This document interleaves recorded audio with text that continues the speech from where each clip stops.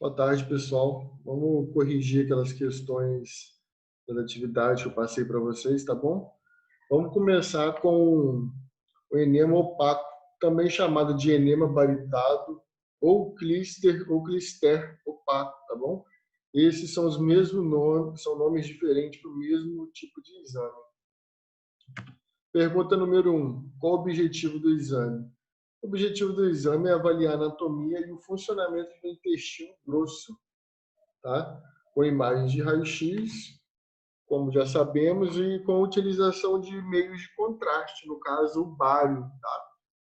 Ele é administrado via enema, através do reto do paciente, por isso que ele leva esse nome, enema opaco. Opaco devido à opacidade que o bário vai gerar dentro da estrutura. Sobre exames contrastados, enema opaco, responda. Qual a indicação? A indicação do exame, como é fácil a gente perceber, são patologias que envolvem intestino grosso, no caso, né? Já que o exame é um exame do intestino grosso, entre eles diverticulite, diverticulose, colite, neoplasias intestinais, pólipos e volvo. O volvo é algo simples, pode ser diagnosticado mesmo no próprio raio-x, sem contraste, tá? É muito comum a gente encontrar isso aí no nosso dia a dia. Número 3. Qual o preparo que o paciente deve fazer para realizar o exame? O preparo para esse exame é muito importante, tá? O paciente ele precisa fazer o preparo certinho, pois sabemos que qualquer material fecal que ficar no intestino do paciente vai interferir diretamente no resultado do exame. Pode dar um falso positivo para alguma patologia, pode parecer que tenha tal patologia, porém não tem, tá? Isso a gente consegue ver durante a realização do exame e propriamente na nossa primeira imagem que a gente faz para checar a técnica, a nossa imagem piloto, né? A gente já consegue checar se o paciente fez um preparo bom, se está legal ou não. Temos aqui uma dica de preparo, refeição leve é a véspera do exame e no dia do exame jejum absoluto, o paciente não pode comer nada, ficar zero alimentação. E 30 minutos antes do exame, ele deve tomar algumas gotas de atroveran. No caso, esse preparo cita 30 gotas, mas quem vai orientar certinho é o médico radiologista, tá?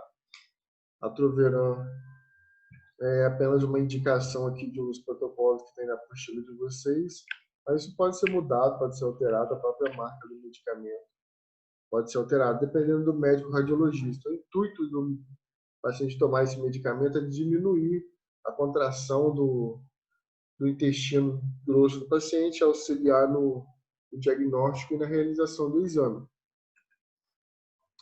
Número 4. O que é posição de Trendelenburg e qual sua finalidade? Posição de Trendelenburg é a posição do paciente fica com os pés mais alto que a cabeça.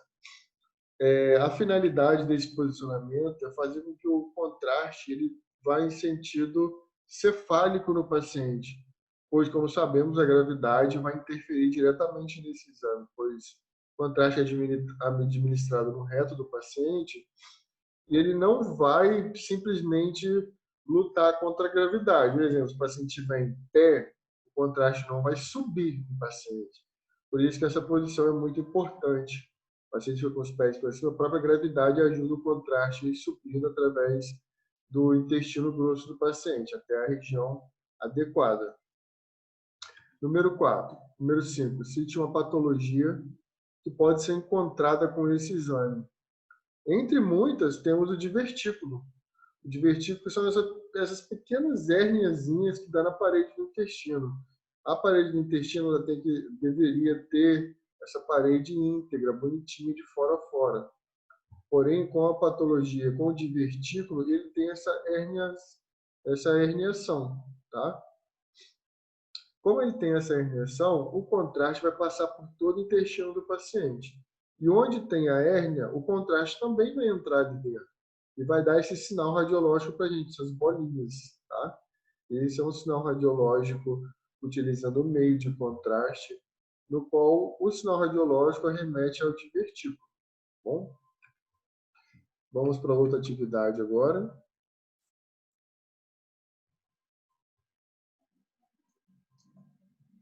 Agora sobre o trânsito delgado.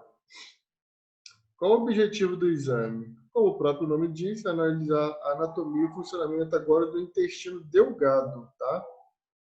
Através de contraste e imagens de raio-x. Quais as indicações? Neoplasias, enterite, diardise, obstrução intestinal, divertículo de Meckel, doença de Crohn, que a gente vai estudar lá um pouquinho, lá na nossa última questão, tá? Linfomas, doença celíaca, desculpa.